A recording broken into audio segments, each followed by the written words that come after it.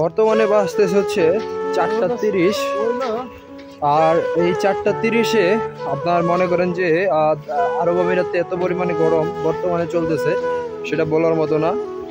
যারা আরব আমিরাতে আছেন তারা হচ্ছে জানতে পারবেন বা বুঝতে পারবেন যে কী পরিমাণ গরম চলতেছে।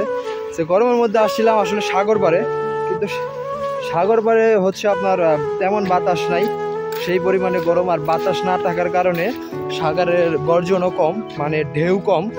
তো তেমন একটা ভালো লাগলো না। আজকের মতো চলে যাচ্ছি। সো ইনশাল্লাহ নেক্সট ডে আসবো আবার, বা কালকে সকালেই আসতে পারি।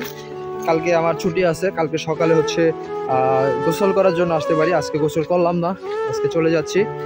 আর এই বিল্ডিংগুলোর পিছনে হচ্ছে আমার বাসা। তো সাগর পাড়ে আসতে পারি চাইলেই, ঘুরতে পারি মন চাইলে।